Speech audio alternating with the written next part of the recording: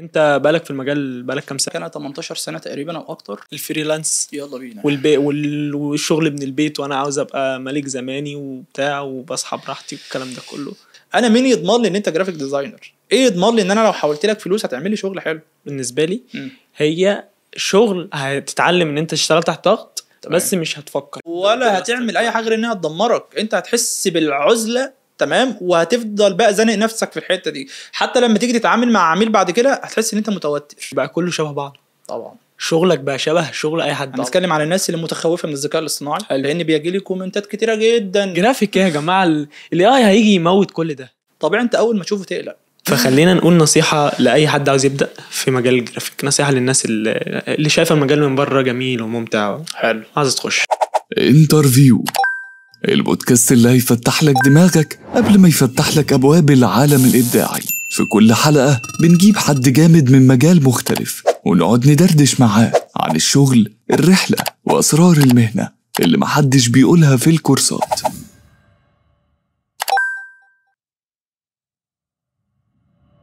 معانا النهارده واحد انا بعتبره من اتقل الناس اللي موجوده حاليا في السوشيال ميديا بتقدم محتوى في مجال الجرافيك. فمعانا احمد حمدي. انت بقالك في المجال بقالك كام سنه، او 2000 وكام يعني؟ بدات المجال ازاي؟ انا زي ما قلت لك انا 18 سنه تقريبا او اكتر. ماشي. ابتديت ازاي؟ سريعا طبعا علشان الوقت. زي ما قلت او زي ما جاوبت قبل كده كتير ان انا كانت بدايتي في مطبعه. حلو. وحته مطبعه دي انا بنصح بها اي حد، لان الجيل الجديد اللي بيبقى داخل ده هو متخيل ان اليوتيوب ملم بكل حاجه. فاهم؟ صح. طب ليه؟ لان اولا انت هتتعلم حاجات كتير منها. مثلا اولا ان انت هتتعلم شغل تحت ضغط، ودي حاجه مهمه. لان انا عايز اقول لك في بدايه ما ابتديت انا كنت ببقى قاعد بصمم عبد الرحمن وانا جنبي عدد عملاء مش واحد ولا اتنين، والله كان احيانا بيبقى 3 و4. ده عايز شغل وده عايز شغل وده عايز شغل. فانت لما بتتحط في ستريس دايما هيعلمك ان انت بعد كده لما تشتغل لوحدك يبقى شغلك سريع قوي. فاهم؟ بس حته الكرياتيفيتي انا بحس ان المجال ده مجال ابداعي. في المطابع لا، ما تسألنيش في الحتة دي خالص. في المطابع انت هتستفيد حاجة وده هتبقى خطوة. في اللي جاي هيبقى في حاجات تانية. يعني انا خلينا اقول لك اللي انا مثلا مشيته كخطوات واقول لك تمت ازاي. في المطبعة اتعلمت اساسيات طباعة، ودي حاجة مهمة. معظم الديزاينرز دلوقتي لما بتيجي مثلا حد شغال سوشيال ميديا، لما تيجي تقول له مثلا انا عايزك تعمل لي حاجة في المطبعات، يقول لك والله مش بعرف. طب يعني ايه مش بتعرف؟ يعني ازاي تبقى جرافيك ديزاينر ولما اجي اقول لك اعمل لي مطبعات تقول لي مش بعرف؟ تمام. فانا اتعلمت اساسيات الطباعة من المطبعة وقفلت اللعبه في الحته دي. ثم بعد كده جات لي شركه كانت متخصصه في الاوت دور، طلبوا مني وقتها ان انا اشتغل تقريبا معاهم كان 3 ساعات. ده في اليوم. كنت بخلص 8 ساعات في المطبعه وبخرج بعد كده اروح لهم اشتغل 3 ساعات. وهناك اتعلمت الاوت دور باساسياته. وعايز اقول لك في كل مكان فيهم بيبقى ليه اسلوب في التصميم طبعا. يعني المطبعه انت عارف ان شغلهم كله شعبي. معظم الشغل بيكون شعبي جدا. مريت بتجربه سيئه يعني. وفي شغل الاوت دور لا، انت بتخاطب شريحه وفئه تانية خالص. طب اشرح لنا الاوت دور كده شرح بسيط. الاوت دور سريعا انت بتركز على الشريحه اللي سايقه، لان انت شغلك كله بيبقى في الشارع عباره عن استندات وبيلبورد والحاجات اللي هي الكبيره دي. حلو. فمعظم الناس اللي بتشوف الشغل ده يا اما حد ماشي في طريق مثلا كله زحمه وعربيات وبتاع، يا اما حد سايق عربيه، وده نادرا قوي لما هيقف يبص. فانت بالظبط. أيوة. فانت في تصميمك بتحاول تركز. يعني انت لو ركزت حتى على معظم البراندات الموجوده هتلاقي ان لما بيجي يعملوا ديزاين مش بيحطوا كلام كتير، بيعتمدوا اعتماد كامل على حته الهويه البصريه بتاعه البراند نفسه. زي مثلا فودافون، انت سايق وشايف من بعيد تصميم لونه احمر بالزبط. طبيعي دماغك بتترجم الاحمر ده فودافون وش معروفه دي. صح. تمام. فلما بتيجي تعمل ديزاين في الاوت دور انت بتشتغل او بتعتمد على الهويه البصريه اللي هي الالوان، ثم كلمه او كلمتين حاجه بتتكلم عن عرض انت عملته، ثم صوره حلوه بس. طب ليه؟ علشان اللي سايق يلحق يبص ويفهم انت ايه بالظبط. ده الاوت دور بالظبط. قعدت فيه حبه حلوين. قعدت فيه كتير جدا. هو تخصصي دلوقتي الاساسي اصلا. قعدت فيه كام سنه؟ لا كتير. ده الكلام ده مثلا من 2014 مثلا. قعدت فيه بتاع 9 سنين ما شاء الله. ولحد دلوقتي مكمل طبعا. السوشيال بقى اللي دخلتها مؤخرا جدا. كانت كل الناس بتعرف تعمل سوشيال وانا ما عنديش اي خبره فيها نهائيا، لان هو كان تخصص زي ما قلت لك اوت دور. في وقت ما انا كنت في شركه الاوت دور طلبوا في شركه جاتني قالوا لي ان احنا محتاجينك معانا كسوشيال ميديا. انا بالنسبه لي ما يفرقش معايا حته الماديات. ماشي. المهم ان انا اروح المكان يضيف لي واتعلم منه. فهمتني؟ يضيف لك خبره طبعا. ماشي. فانا ما بحبش اقول كلمه ما بعرفش، احب اجرب وممكن اغلط، ما عنديش مشكله، بس ابقى تمام واستفيد بعد كده. فلما رحت المكان ده، الكلام ده كان عبد الرحمن في 2016 مثلا 2017 حاجه كده، نتكلم في زمان يعني. ووقتها قال لي انا عايزك تشتغل معايا بعدد ديزاينات مش بوقت. ماشي. قلت له تمام، هتحتاج قد ايه يوميا تقريبا؟ قال لي 8 ديزاينات. قلت له لا كتير. قال لي طب انت عارف انا هديك كام؟ قلت له كام؟ قال لي 3000 جنيه. وانا كان اكبر حاجه اخدتها كانت 1200 جنيه 1300 جنيه. اول ما سمعت الرقم ايه ده 3000 جنيه يا باشا، ده انا معاك والله العظيم، ده انا اللي انت عاوزه يعني. ده انا معاك، ده احنا نقعد بقى ونعمل اللي انت عايزه.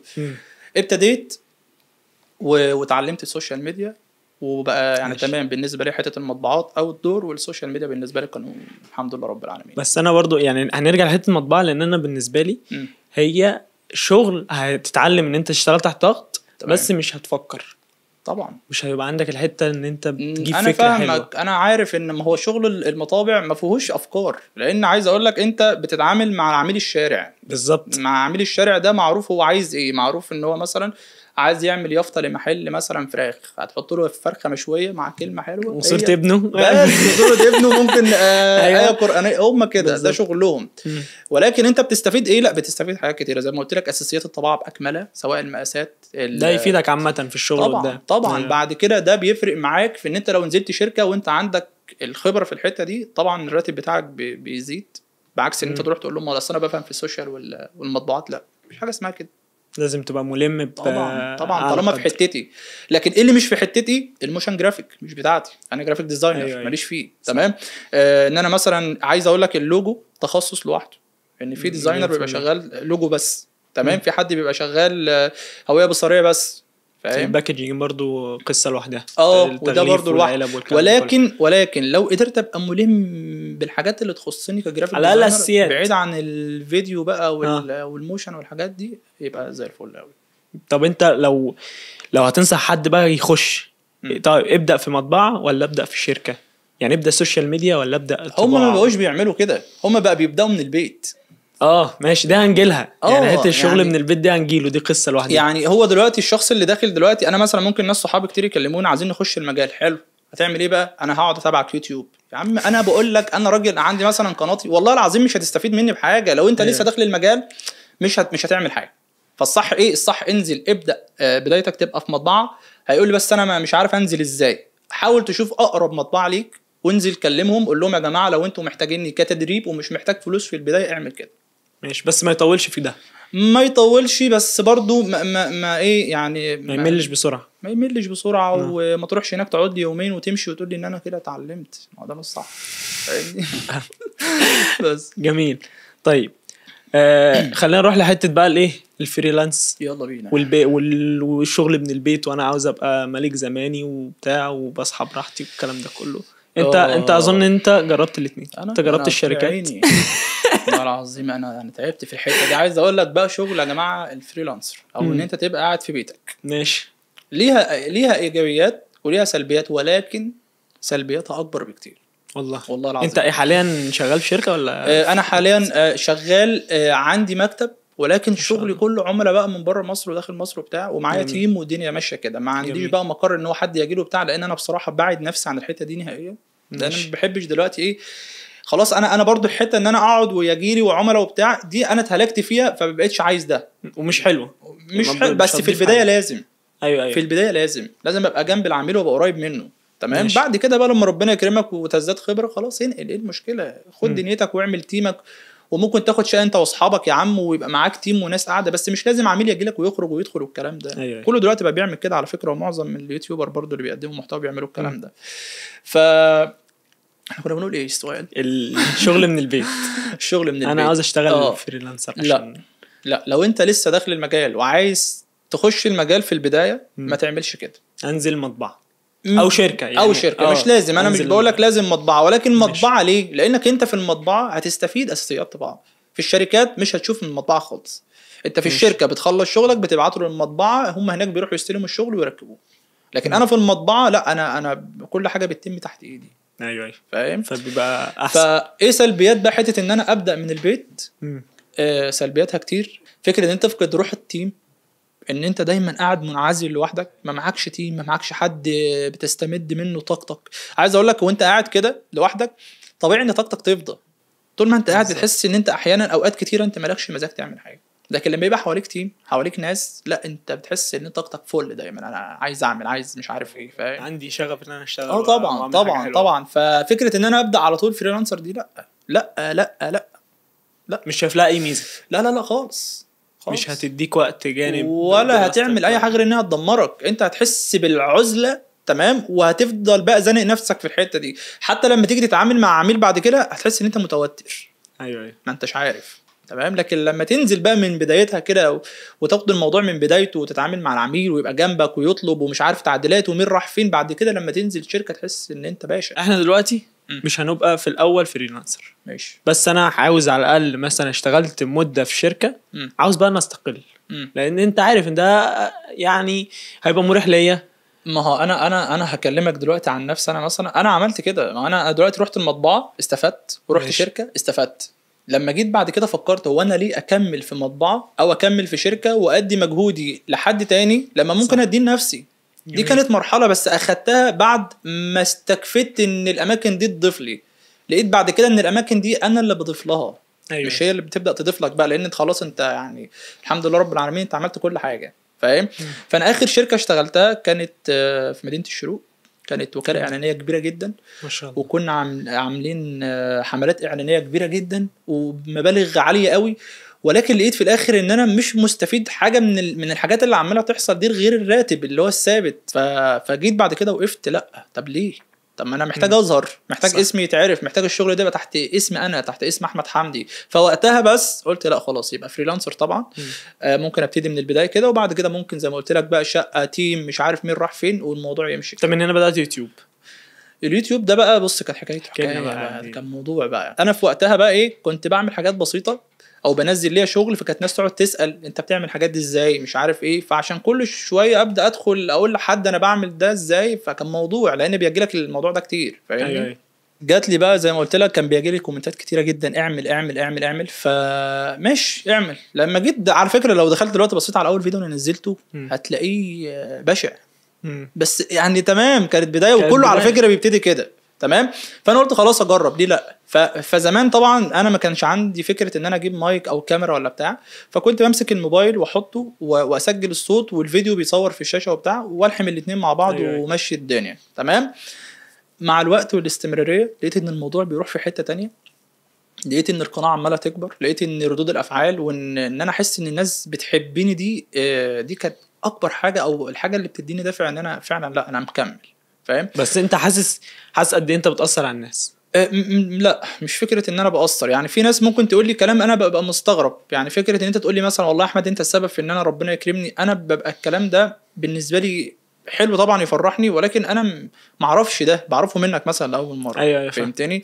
فاليوتيوب الناس متخيله ان هو حاجه سهله وحاجه ممكن اي حد يعملها. لا، اليوتيوب يا جماعه من اصعب المنصات اللي ممكن تعمل عليها محتوى، وخصوصا المحتوى التعليمي. يعني ده ممكن تلاقي مثلا قناه بتقدم محتوى، معلش محتوى عادي، وتلاقي جايب مشاهدات وسبسكرايب وحاجات كتيره. أيوة. لكن المحتوى التعليمي ده عبد الرحمن من اصعب المحتويات اللي ممكن تقدمها. ليه؟ لان معلش وانت قاعد دلوقتي زهقان مستحيل هتخش تتفرج على فيديو تعليمي. هتخش تتفرج على الحاجه اللي هي الفن اللي بقى الحلوه اللذيذه اللي مش عارف ايه. تمام. طيب، فالاستمراريه دي عايز اقول لك حصلت بسبب فضل ربنا اولا، ثم تشجيع الناس ومحبتهم بقى. فلقيت ان انا الحمد لله رب العالمين داخلين تقريبا على 140,000 سبسكرايبر دلوقتي. أيوة. الحمد لله ده حصل في وقت صغير، يعني برضو مش هقول لك وقت كبير قوي. يعني وقت ما انا قلت ههتم بالقناه وهبدا اطور بقى في السيت اب بقى والكاميرا والاضاءه وبتاع، فتره كده كانت الكلام ده من قريب جدا. أيوة. جدا. ففي ناس حتى دخلت تكلمني بعد الاستلام الدرع بقى ومش عارف ايه، وانت ما شاء الله بسرعه وازاي ومش عارف ايه، حتى منهم ناس معروفه دلوقتي برضو. والله انا ما عملت حاجه يا جماعه، والله العظيم. يعني اللي بيجي يسالني انت عملت ايه، وربنا ما عملت حاجه. يعني هي كلها ان انت، يعني الفكره كلها ان انت تبقى بتدي المعلومه بما يرضي الله. والله العظيم انك تبقى بتتعامل مع الشخص حتى لو من ورا الكاميرا، بس تتعامل بما يرضي الله، ان انت تبقى بتدي له معلومه كامله، وده مش هيأثر عليك. يعني زمان مثلا كانوا يقول لك ايه، انت لو عارف حاجه حلوه وجيت اديتها لحد تاني ممكن الحد ده ايه ياخد مكانتك. او يعمل نفس اللي انت بتعمله فانت ميزتك او شكلك او ستايلك ده يقل. لا، انا بقيت ماشي دلوقتي ادي والله العظيم ربنا بيكرم كرم كبير جدا يعني. فبس فضلت مكمل بقى لحد ما انت ما تيك توك وانستجرام؟ التيك توك ده كان عندي مشكله معاه لحد دلوقتي. انا نفسي تعمل كونتنت على تيك توك. ما بحبوش والله ليه؟ انا عايز اقول لك انا عملت عليه تقريبا بتاع 5 فيديوهات شفتهم، منهم فيديوهات تقريبا كانت هتعدي ال 100,000 وانا ما عملتش فيهم حاجه. ما هو ده تيك توك.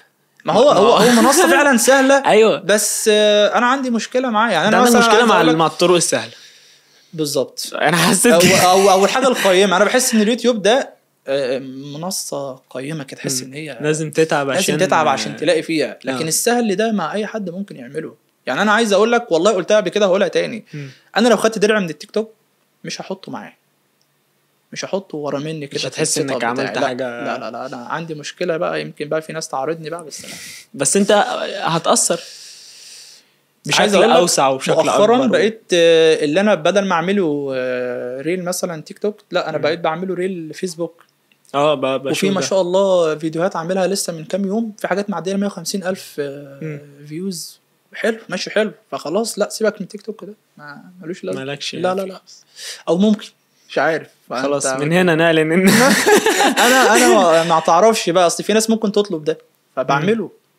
فعلا هيغير يعني، هيفرق في الكونتنت اللي انت بتعمله، وهيغير في الناس بقى. هقول لك انا بقدم محتوى على اليوتيوب. الفيديو مثلا بينزل مثلا 15 20 دقيقه. حلو. فكره ان انا انقل من فيديو 20 دقيقه لفيديو دقيقه، عايز اقول لك النقله دي صعبه. والدقيقه ده كتير على تيك توك برضه، صعبه جدا. انا ازاي هقدر اعصر المعلومات واطلعها في وقت قصير؟ دي اصل ده اسلوب وده اسلوب، صح. طريقه التقديم. فكانت النقله بالنسبه لي صعبه، ولكن قلت اجرب. اول ما نزلت كام فيديو لقيت ما شاء الله المشاهدات بتاعته عاليه قوي. وخلاص انت برضو انت مش تعبان في الاول، انت اسمك معروف، ومعروف ان باشمهندس احمد حمدي بيعمل محتوى في الجرافيك، فدخولك في الحته دي مش هتقابل فيها اي مشاكل. بس برضو هتلاقي برضو مش كتير مثلا هنا ولكن تمام يعني. خلينا نشوف مش هناخد فيها وقت كتير دي. ماشي. انا بالنسبه لي دي اهم فقره في الحلقه. يلا بينا. الذكاء الاصطناعي. انا في والله بيجي لي واحد بيتكلم بنبرة اللي هو انتوا عبط ولا ايه؟ الجرافيك يا جماعه، الاي هيجي يموت كل ده. فانا بالنسبه لي ده ماشي الشخص المحنك بالظبط. يعني كلمنا بقى ايه هينهي المجال. بص هقول لك ودي انا قلتها قبل كده اصلا يعني من ضمن اللايف تقريبا كنت عامله وقلت الموضوع ده. الناس المتخوفه، هنتكلم على الناس اللي متخوفه من الذكاء الاصطناعي، لان بيجي لي كومنتات كتيره جدا الذكاء الاصطناعي هيلغينا وهيعملنا والكلام ده. مفيش حاجه اسمها الكلام ده، مفيش حاجه اسمها الكلام ده. انا مثلت الموضوع وهدي لكم مثال بسيط صغير قوي. ان انت مثلا دلوقتي لو شخص شغال في شركه وموظف طول الوقت كسلان، ما بتنتجش، ما بتعملش اي حاجه في الشركه ولا بتقدم لها اي جديد، الطبيعي ان الشركه دي لما تستعين او تجيب موظف جديد، حد يكون طاقته فل وحد بيكون عنده اللي هو الشغف والبتاع، طبيعي انت اول ما تشوفه تقلق. صح. طب تقلق ليه؟ لان انت ما بتعملش، فطبيعي انت تقلق. فالذكاء الاصطناعي لما دخل مجالنا ومجالات تانية كتير، وانت حضرتك جرافيك ديزاينر ما بتطورش من نفسك وبقالك سنين كتيرة واقف على نفس المستوى اللي انت فيه، لما يجي الذكاء الاصطناعي طبيعي تبقى متخوف ان هو يلغيك. لانك في ناس خرجت اصلا من المجال قال لك بقى انت ما عملتش، انت ما اشتغلتش على نفسك. فلما يجي مثلا تلاقي اداة بتقدم حاجات اقوى من اللي انت بتعملها بكتير، فشكرا طبيعي تبقى خايف. ما تستغربش. فانت دلوقتي مثلا راجل شغال ومجتهد وبتطور من نفسك وراجل قديم في المجال وبتعمل كل حاجه، انت هتشغل الذكاء الاصطناعي عندك موظف وربنا تشغله موظف. ده انت يا باشا تعالى، ده الحاجه انا كنت بعملها في 3-4 ساعات اعملها لي يلا في دقيقتين. انا شايف ده 100% الذكاء الاصطناعي. وبعدين بص يا عبد الرحمن، الذكاء الاصطناعي هي اداه لازم تبقى انت بتوظفها صح.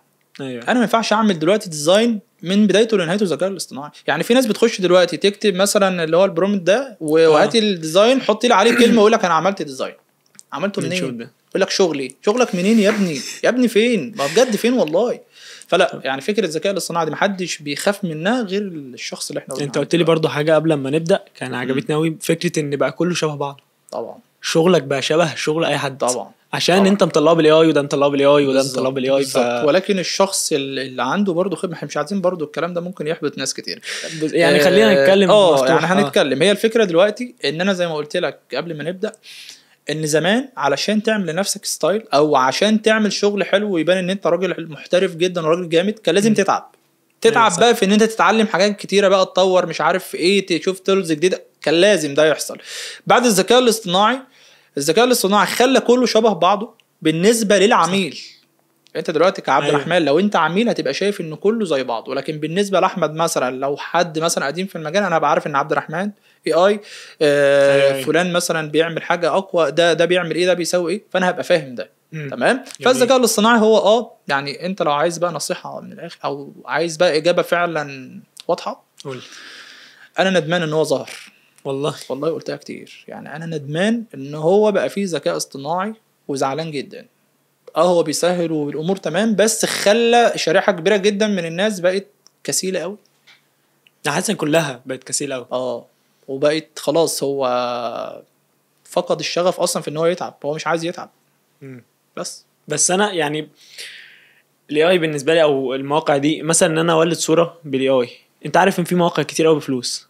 ففي ناس في الاول بتلجأ للحته دي علشان هو مش قادر يدفع مثلا اشتراك موقع او حاجه ينزل منه صوره، فاهم قصدي ايه؟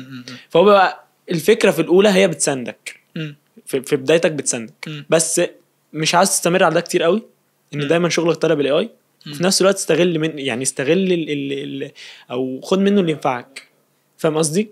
انا فهمت قصدك، بس هي الفكره ان في دلوقتي مثلا ايه، انت على كلامك يعني انت مثلا المواقع اللي انت بتتكلم فيها بالاشتراك، انا بخش اجيب ستوك مثلا من الموقع ده عشان ابدا اشتغل عليها. اللي هو مثلا انا هخش اجيب صوره شخص، فهبدا اجيب الشخص وهبدا ادمجه وهبدا اعمل له مش عارف اضاءه وسورس لايت وريم لايت ومش عارف مين ودمجه وبتاع. دلوقتي هو ما بيعملش كده، يعني هو مثلا لو دخل الذكاء الاصطناعي علشان يجيب صوره يبدا يشتغل عليها، لا هو ما بيعملش كده، هو بيجيب الصوره نفسها ويبدا يحط عليها كلام. فاصبح الموضوع يعني هو مش عارف ازاي يوظفه. فاهم هي مشكلته فين؟ مشكلته ان هو مش عارف ازاي يوظف الاداه اللي بقت فعلا ممكن تساعده بشكل كويس. ازاي يوظف الاداه بقى بالظبط، ازاي يوظف الاداه. ان انا زي ما قلت لك لو انا عايز اجيب ستوك معينه، سواء مثلا شخص قاعد على كنبه على كرسي يعني مش عارف ايه، لو انا بتكلم عن ديزاين معين تمام، المفروض ان انا هجيب الشخص واكتب للذكاء الاصطناعي ان هو يجيب لي الشخص باك جراوند بيضه تمام. وابدا اجيب الشخص ده اقصه بشكل كويس وابدا انا ابني ديزاين عليه. لكن ما ينفعش اجيب ديزاين او صوره كامله من الذكاء الاصطناعي ابدا اكتب عليها كلمتين وانزل بعد كده في بيهانس اقول ده شغلي خش واعمل. انا كاحمد هبقى فاهم ان انت بتعمل ايه. طيب اسوق لنفسي ازاي قبل ما نخش على التسويق الذاتي؟ يعني انا دي حاجه انا منزلها في كورسي. كلمني صحيح على الكورس. في واحد كان بيسال بيقول لك اتصلت معاك على الواتس عشان موضوع الكورس ازاي تتم عمليه التحويل، ده سؤال من ابراهيم. على حسب موجود. لا كلمنا على الكورس اصلا تفاصيله بقى باكمله. يعني خد بقى الكورس دي قصه كبيره قوي وحاجه انا اشتغلت عليها 3 سنين والله العظيم بجد. والناس اللي معاها الكورس هي يعني الناس اللي خلاص اشتركت في الكورس هي اكتر ناس فاهمه اللي انا بقوله. لان انا في بدايه الكورس كنت لابس صيفي، وفي نص الكورس كنت لابس شتوي، وفي اخر الكورس كنت لابس صيفي تاني. والله العظيم ده كله موجود في التصوير هناك في الحلقات اللي معاهم. فانا قعدت، ناس كتيره جدا فضلت تقول لي على موضوع كورس. عايز اقول لك ان انا مش بعمل غير لما الاقي طلب، غير لما الاقي ناس عماله تقول لي في احتياج لده بالظبط. فقلت خلاص ماشي نعمل كورس. ولكن انا كاحمد زي ما قلت لك انا بحب ادي معلومه كامله. فانا لقيت ان اللي عندي ما يخلصش في حلقتين 3 4 5. لقيت ان اللي عندي سنين وسنين، ده يعني لازم اطلع بقى كل حاجه وما انساش حاجه. ابتديت في موضوع الكورس، قعدت فيه 3 سنين والله العظيم فعليا. مش هقول لك 3 سنين تنفيذ بس تحضير وان انا مثلا احط واجل شويه وارجع اكمل واجل شويه واتعب فاصبر شويه. لكن بدايه التصوير اخذت فتره برضه، ولكن فترات متقاطعه. الكورس ده ايه مضمونه؟ الكورس زي ما قلت كتير قبل كده وهقولها تاني، هو بيجيب لك من بدايه ازاي تسطب البرامج، ثم بعد كده بنروح للسوشيال ميديا بنقفلها كلها، ولو في اي مشكله بتظهر هتلاقي ان شاء الله حلها. ثم بنروح للحته بتاعه المطبوعات، ببدا افهمك يعني ايه مطبوعات فعلا من الصفر ومقاساتها ومش عارف ايه وكل الكلام ده. ثم بنروح لحته التسويق الذاتي اللي هو ازاي تسوق لنفسك، ازاي تجيب عميل، ازاي تقدر تعمل كل الكلام الجميل ده. ثم الحاجه الرابعه والاخيره حته المونتاج، زي ما بيبقى باين في فيديوهاتي بقى، التقطيع والقص والكلام ده كله. يعني خلاص انت لو حابب تتكلم عن التسويق الذاتي دلوقتي، او اللي حابب يسمع منك التسويق الذاتي، يشترك في الكورس اللي تحبه. لا هتكلم عنه طبعا. ما عنديش حاجه اخلاق، اقسم بالله احنا ما بنخبيش حاجه اقسم بالله. بص يا سيدي، انا بحب اتكلم في حته التسويق الذاتي دي بناء على تجربه انا عملتها بالفعل. مش هقول لك كلام بقى متزوق بقى شوكه سكينه، لا انا اكلمك اللي انا كنت بعمله. دلوقتي عبد الرحمن انت بتقول انت جرافيك ديزاينر، حلو. وانا قلت لك يا عبد الرحمن انا محتاج اعمل معاك شغل، ابعت لي بعد اذنك الاكونت بتاعك الفيسبوك. جميل. دخلت الفيسبوك عندك لقيتك حاطط لي بقى بوستات رومانسيه على شويه حاجات احزان، على مش عارف بوستات احمد سعد الاغاني. فانا مين يضمن لي ان انت جرافيك ديزاينر؟ ايه يضمن لي ان انا لو حولت لك فلوس هتعمل لي شغل حلو؟ فبالتالي لا، عبد الرحمن ده كده مش ده بيشتغل نفسه، فانا السلام عليكم. تمام. طب انت هتخش لي ازاي اصلا؟ ما هي انا جاي لك واحده ماشي. واحده. دلوقتي انا علشان ابقى جرافيك ديزاينر شاطر واعرف اسوق لنفسي ويجي لي شغل، لازم يبقى البروفايل بتاعي ده متغذي كويس، متغذي كويس بديزاينات انا بعملها. والديزاينات دي مش لازم تبقى العملاء، ممكن يبقى شغل وهمي. وعايز اقول لك ان كل الموجودين بما فيهم انا واولهم كلنا بنعمل شغل وهمي في وقت فراغنا كلنا. طب ليه بنعمل شغل وهمي؟ لانك انت وانت معاك ديزاين وهمي مفيش عميل فوق راسك، بتقدر انك تحط كل السكيلز بتاعتك بقى. احلى حاجه فيه تحط بقى يا باشا كل اللي نفسك فيه بقى. فده لما باخده بحطه عندي بيبدا عميل يشوفه ويعجبه، انا عايز حاجه زي كده. تمام. يبقى انا اغذي البروفايل بتاعي كويس، ثم اخد مجموعه الشغل دي اروح ارميها فين بقى؟ في اي جروبات من الجروبات الموجوده بقى. ماشي. جروبات كتيره منهم مثلا حاره مصممين بتاعي دلوقتي داخله عن 200,000 تقريبا.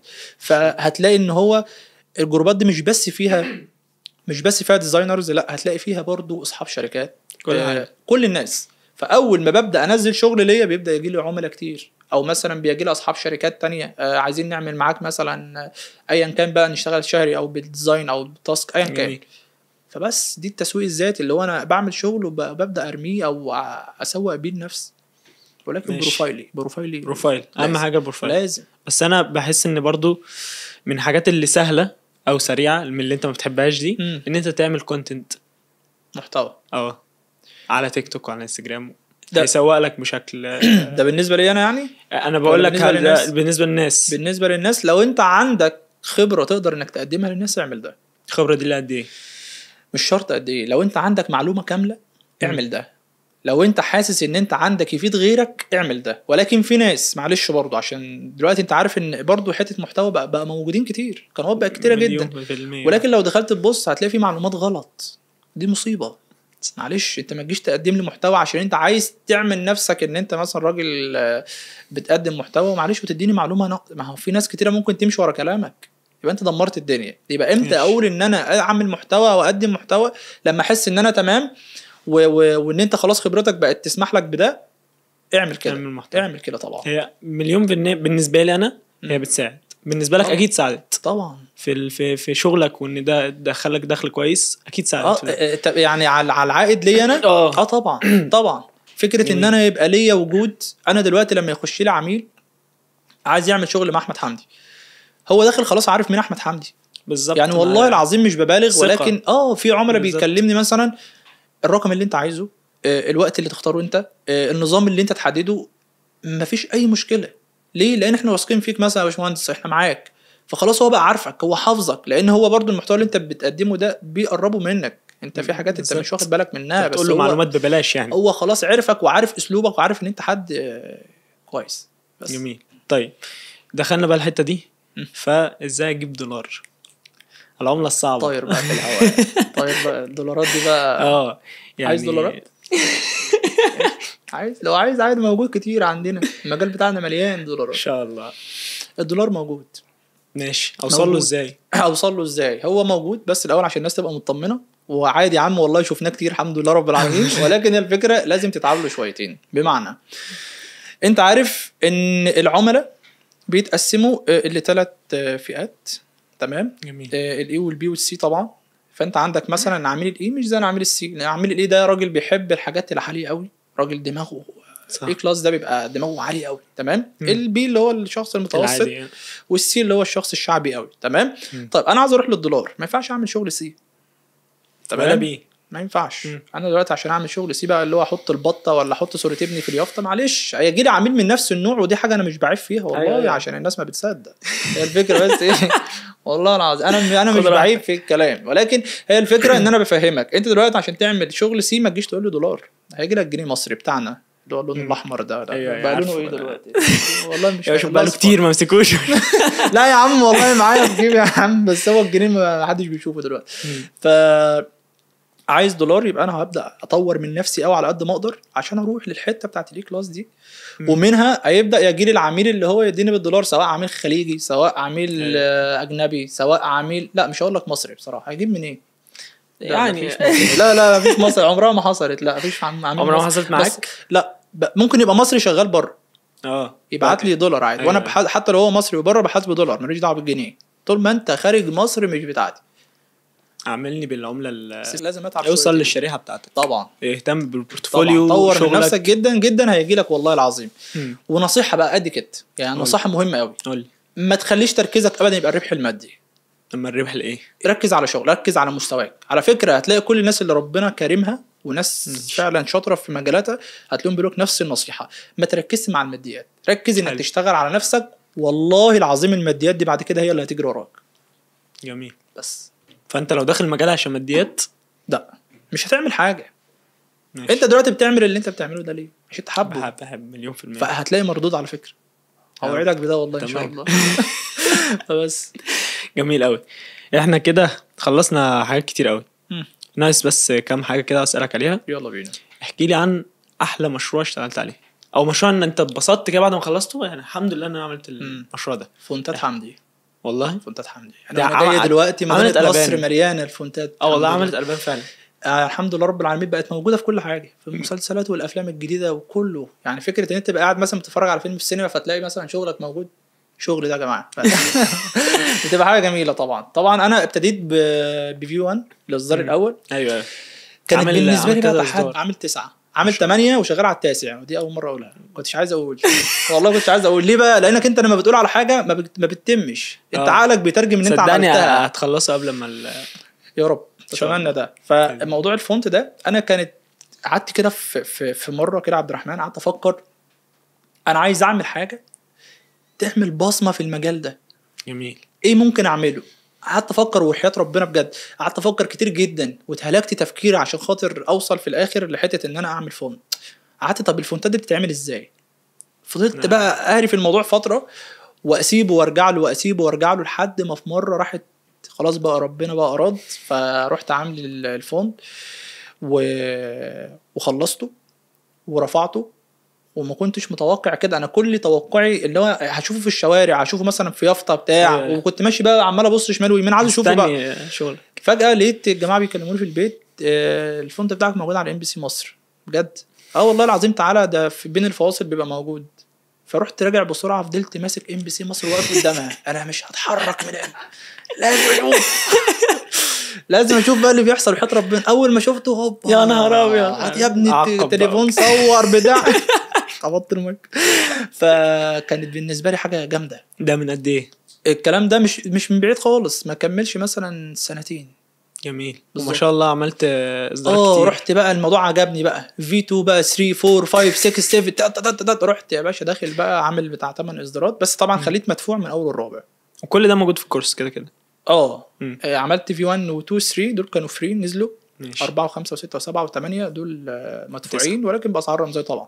والتاسع لسه شغال عليه ان شاء الله. فبعد كده بقى اتفاجئت ان كل الفونتات حتى المدفوعه برضو بقت الحمد لله رب العالمين موجوده بقى في افلام كتيره جدا ومسلسلات بقى. ودلوقتي بقول لك والله وانا جاي الحمد لله يعني الحمد لله. موجودين في كل حته ده رضا الحمد لله الحمد لله.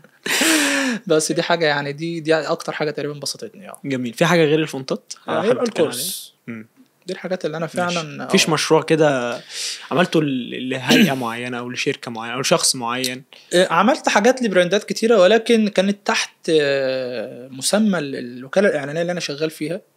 ايوه فلا، ولكن ليا شغل بقى بره مصر طبعا كتير، ولكن مش براندات مصريه، فبالتالي ما حدش هيعرفها يعني. جميل. خلاص يبقى الفونت والكورس. طبعا ماشي. طبعا. ايه اغرب تعديل تعرف الحته دي بالنسبه للديزاينر؟ ده بقى موضوع بس الكلام ده كان من قبل AI. كانت بالنسبه لي حاجه غريبه جدا يعني. حد كان جايب لي صوره حصان والله العظيم، هو كان حد رسام، فالحصان ده كان ماشي كده فقال انا عايزك تخليه يبقى ماشي كده. اعملها ازاي يعني؟ ايه اللي عندي في الفوتوشوب بيخلي الحصان يلف وشه ويرجع هنا بجد؟ بما ان احنا دخلنا في حته التعديلات، حلو، في برضو حاجه بتحصل في حته التعديلات دي بتبقى غريبه، ودي انا هتكلم عشان كل جرافيك ديزاينر يا باشا يضمن حقه ويبقى عارف ايه اللي ليه وايه اللي عليه. تمام.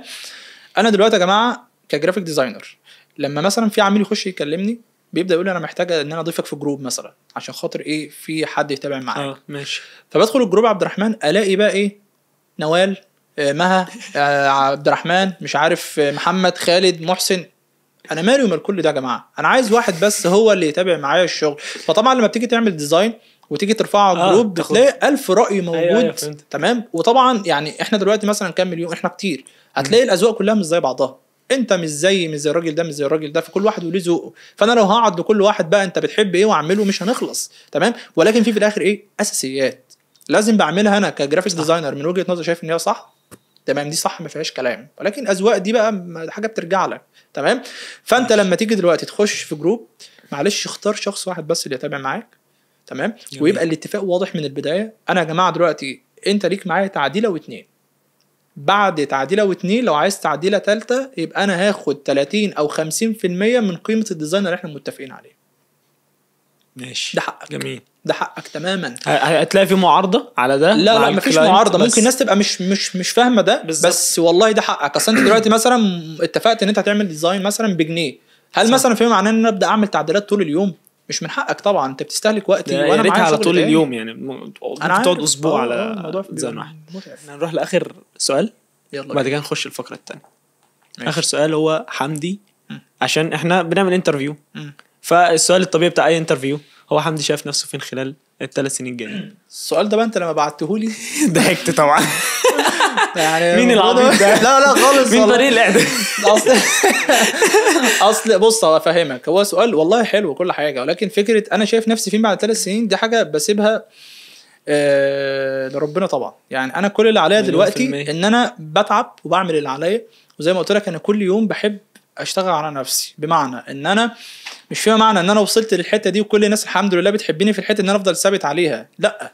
تمام. ما هو في شرايح تانية كتير انا محتاجه تبقى معايا في نفس الناس. صح. تمام. فببدا كل يوم اسعى ان انا اشوف انا هعمل ايه جديد، توسع اوسع الدايره دي واجذب شرايح تانية معايا. فاهم. فانا بسعى، وخلال ال3 سنين دول بقى ربنا بقى يعني مش ما نفسكش تعمل حاجه توصل لمليون يعني الحاجات دي بتبقى بص برضو حاجه مهمه كويس ان انت قلت لي عليها. انا فكره الارقام ما بتفرقش معايا. ماشي. نهائيا اقسم بالله. فكره ان ارفع فيديو يجيب لي مش عارف كام، انا بقول لك الفيديو اللي لسه رافعه امبارح ده جايب مثلا 50,000 فيو، والله ما فارق لي ولا عملوا معايا حاجه خالص ولا. تمام. هو حلو وجميل وكل حاجه، بس تعال نشوف غيره، شوف غيره فين ونعمله. فاهم. فارقام مش فارقه معايا. فكره ان اوصل مليون دي مثلا حاجه تبسطك وحاجه جميله وكل حاجه اكيد، ولكن مش حاططها في دماغي خالص. يعني سايبها كده وربك كريم. وكان في موقف برضو لو عايز اقول لك عليه. قول. انا قبل ما اوصل ل100,000 انا اتكلمت في الموضوع ده قبل كده. انا كنت حابب ان انا يجي لي درع، وكنت مكلم ناس صحابي وعايزين نعمل حاجه مع بعض ونقعد واحتفل وبتاع. فانا كنت دايما بشوف عبد الرحمن الدروع بتاعه اليوتيوب كانت بتبقى كبيره. فعلى حظ انا نزل تحديث قبل ما استلم الدرع بشهر ان الدرع يبقى قد كده، شوف صغنطوط كده. فانا اول ما الراجل كلمني لقيته بيقول لي يا استاذ احمد حمدي بتاع معايا شحنه ليك. فنزلت خدت الدرع ببص على الدرع وربنا انا اتصدمت.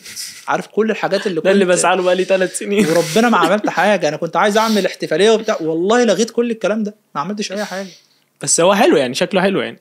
هو اي حد يتمنى ان هو لا والله يعني هو عادي حلو جميل انجاز وكل حاجه. بس يعني بالنسبه لي الحمد لله رب العالمين، الحمد لله ان انت تبقى بتحبني وانت ما تعرفنيش دي احلى من اي دروب. بس كلنا بنحبك حبيبي يا عبد الرحمن. الله يكرمك الله يكرمك يا غالي. احنا كفايه اسئله. ماشي. انا فيها بس شويه كومنتات جمعناهم حلو هقولهم لك. يلا بينا وانت رد عليا. ماشي. فننتقل للفقره الثانيه. انا مش عارف بتكلم لغه عربيه فصحى ليه.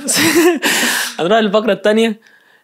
هو اسمه فاصل مش اعلاني، ونرجع لكم تاني ان شاء الله.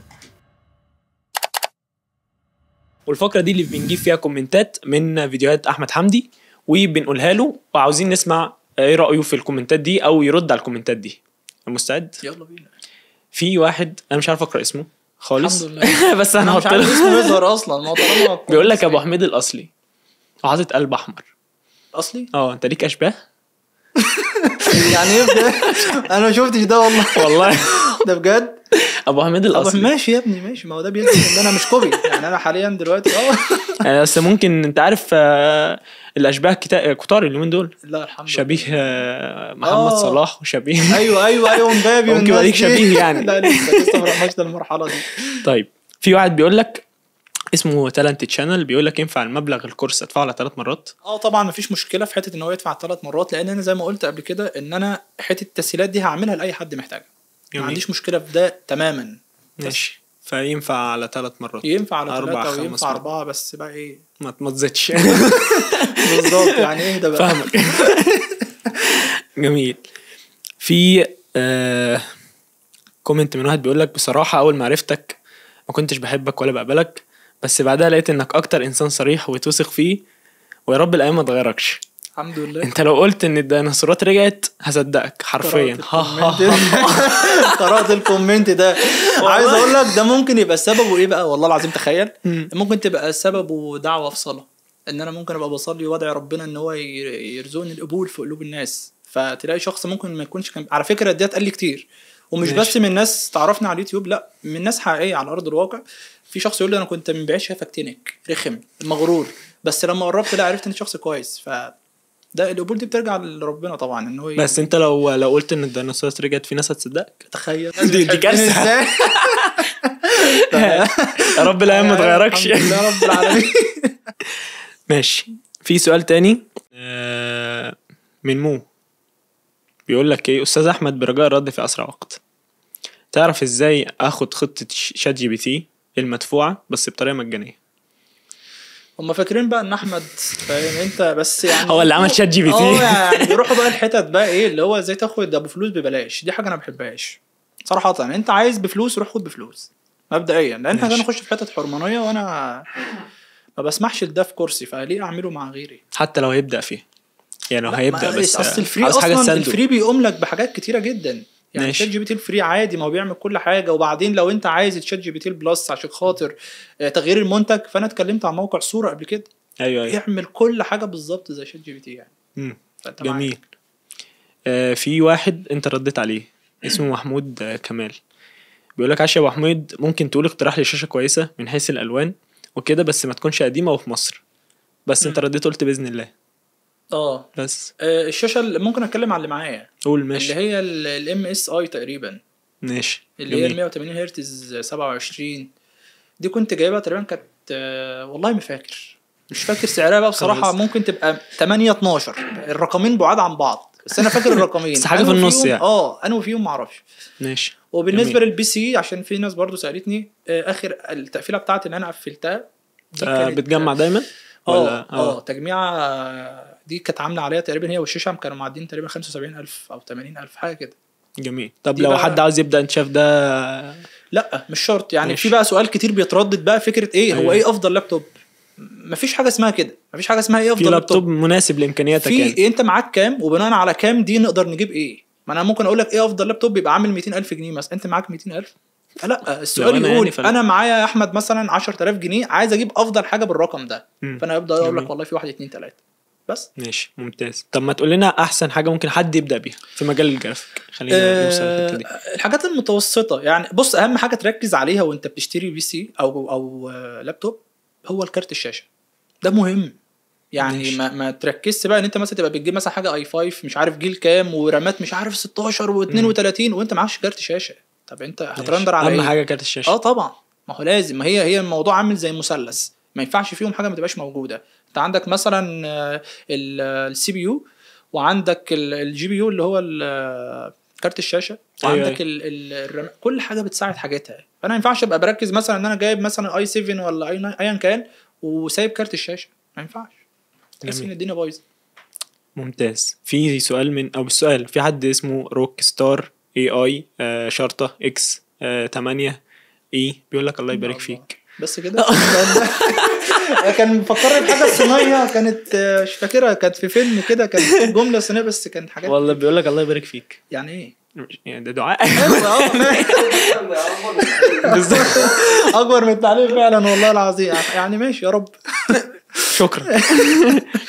يلا بينا. سيد محمد تعرفه؟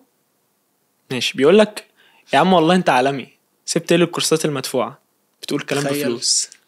تخيل لما انا بقى بديك ده في المجاني، ما لو جيت كورسي تسويق بقى مباشر شفت يا باشا لازم القط يا باشا دي صح دي بتاع صح. في حاجات اجمل من كده في الكورس طبعا بكتير طبعا. ممتاز. بس سؤال ثواني عايز اقول الفرق ما بين كورس مدفوع وما بين اليوتيوب، لان في ناس بتخش تسال ايه الفرق بين ده وده. الفرق ان اليوتيوب كلها معلومات عشوائيه، انا مش بتارجت بيها حد معين، انا بقول لي ده عبد الرحمن وبقول لي كذا والكذا والكذا. الكورس لا، هو بيجيب لك الموضوع كسلمه. ايوه من البدايه رتبت افكار كل الناس، مفيش عشوائيه. امشي مع الكورس سلمه، ربنا يكرمك وتوصل لليفل كويس. جميل. بس ده الفرق بين ده وده. جميل. ولكن طبعا الكورس بيبقى فيه مميزات اكتر. مش مميزات، اي حد بيعمل كورس مدفوع بيتعب عليه اكتر، بيهتم اكتر. بس جميل. محمود بيقول لك هو انت بتتعامل معانا بقرف ليه؟ عندك رد؟ انا اول 3 فيديوهات شفتهم لك كنت نفسي اسالك السؤال ده بجد. يعني في فيديوهات بصراحه بتظهر فيها لا هفهمك.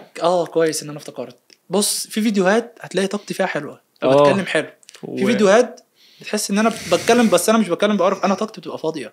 بس ده بقى يثبت لك اللي انا بقوله لك مش كلام وخلاص. انا في الحالتين سواء تعبان سواء مش تعبان انا هصور وهكمل. فاهم؟ والله العظيم انا معظم اوقاتي طاقتي صفر ومش قادر اصور ومش قادر اتكلم، بس انا هكمل عشان ما ينفعش اقف. وده سبب من اسباب ان احنا الحمد لله القناه دلوقتي وصل لتراكم كويس ما شاء الله. بس كده خلص. نروح للفقره الاخيره والفقره الثالثه، وهي ان احنا نسمع ان شاء الله من حمدي قصه اثرت فيه او نصيحه يحب يضيفها لنا، فخلينا نسمع منك. طيب بص عبد الرحمن، هتكلم في الموضوع ولكن هتكلم فيه باستفاضه شويتين. تمام؟ انا قلت قبل كده ان انا كنت عايز اتكلم في الموضوع ده في فلوج انا كنت عامله ولكن ما تمش، ولكن خلينا اتكلم بما ان في فرصه. تمام؟ طيب ايه الحاجه الرئيسيه في حياتي اللي ممكن تكون ربنا بيكرمني بسببها؟ تجاره مع ربنا. جميل. ودي حاجه عن تجربه اقسم بالله. طب ايه هي التجاره وازاي اعمل ده؟ انواع كتيره جدا ومتاح تعمل فيهم اي حاجه في استطاعتك. بمعنى ان انت ممكن تبقى ملزم كل شهر بعدد معين من اشخاص محتاجين لمساعده، سواء مثلا المساعده دي مساعده ماديه، سواء ايا كان نوع المساعده. تمام؟ ان انت كل شهر تطلع حتى لو حاجه بسيطه ما تاثرش عليك برضه عادي. ده عايز اقول لك والله العظيم والله عن تجربه، ربنا هيكرمك وهيفتح لك ابواب رزق بسببها كتيره جدا، انت مش هتبقى عارف هو ازاي ده. فهمتني؟ تحب تحكي لنا حاجه معينه، موقف معين حصل لك؟ خلينا نتكلم مثلا ان الموضوع ده هقول لك هو حصل معايا ازاي بالتفصيل. تمام؟ انا كنت فتره من الفترات عايز اقول لك ان انا كنت فعلا مش في افضل حالاتي، سواء ماديا سواء معنويا ايا كان وخصوصا حته الماديا دي قوي. فعلا كنت في فتره مش افضل حالاتها تماما، لحد ما جه قدامي كذا فيديو اللي هو حته التجاره مع ربنا وان انت لو عملت هتلاقي والكلام ده. فتعالى جرب، تعالى نشوف. فابتديت بالفعل ابدا في حته ان انا اشوف شخص 2 3 كل شهر ربنا يقدرني وابدا اروح للشخص واساعده على قد ما قدرتي. لقيت بعد كده في نقله حصلت في حياتي، يعني الحمد لله رب العالمين كانت نقله كويسه جدا. بقى معايا عدد عمره كبيره جدا مش ملحق عليه، بقى مثلا معايا عربيه، بقى مش عارف معايا حاجات كتيره بقى من النوع ده. فهمتني؟ فالتجاره مع ربنا هي حاجه مش برضو حاجه انت مش بتعملها من عندك. فهمتني؟ يعني انت وانت بتساعد حد خليك على يقين ان انت مجرد ديليفري، ودي حقيقه. انت بتعمل ايه؟ انت بتوصل حاجه ربنا بعتها لك عشان تبعتها لشخص تاني. تمام؟ فحط دايما في دماغك ان انت مجرد شخص بتوصل، ولكن انت ليك الشرف ان ربنا اختارك انت تكون انت الشخص اللي هيوصل. فهمتني؟ جميل. عشان ما تستكترش على حد حاجه. اعمل ده. تمام؟ وشوف بعدها ايه المردود. هتلاقي والله العظيم زي ما بقول لك ابواب رزق بتفتح لك كتيره جدا بشكل كبير، وهتلاقي امور في حياتك بتتيسر بشكل انت مش هتبقى متخيله. فهمتني؟ انا شايف دي والله بجد ما بهزرش، دي احلى حاجه اتقالت لي من فتره كبيره، احلى نصيحه سمعتها واحلى حاجه سمعتها فعلا هي التجاره مع ربنا. فانت خليتني انا اخد بالي من حاجه زي كده، واي حد بيسمع البودكاست ده ياخد باله من حاجه زي كده.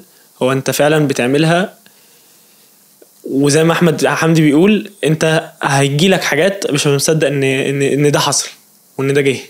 فتجروا مع ربنا. شفت دي؟ خلينا ننهي الحلقه دي، خلينا ننهي البودكاست ده.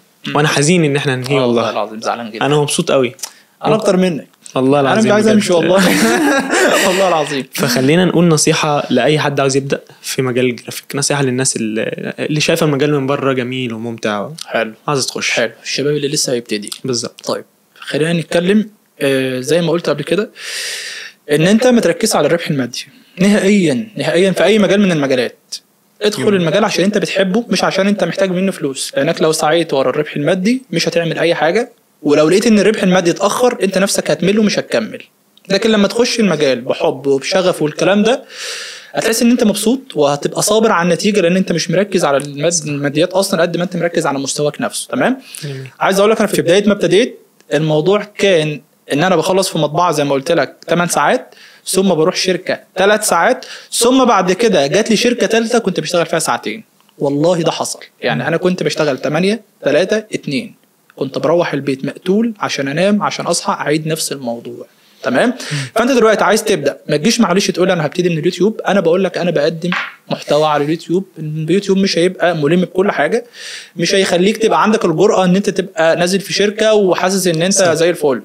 حتى لو ده تم ونزلت شركه وقعد جنبك عميل او اي حد هتحس بتوتر رهيب. طب ليه؟ عشان انت ما واجهتش من البدايه، انت ابتديتها يوتيوب. طب ليه؟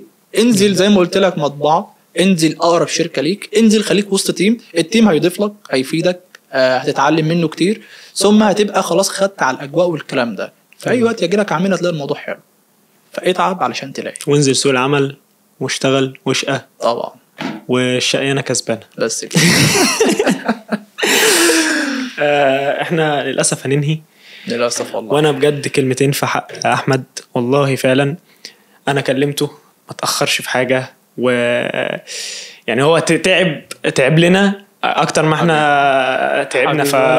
انا مش لاقي فعلا كلام اشكرك، بس فعلا مشكلتي في السواقه الطويله، ولكن كل ده اتظبط بمجرد ما شفت الشباب هنا في كرييتورز استوديو.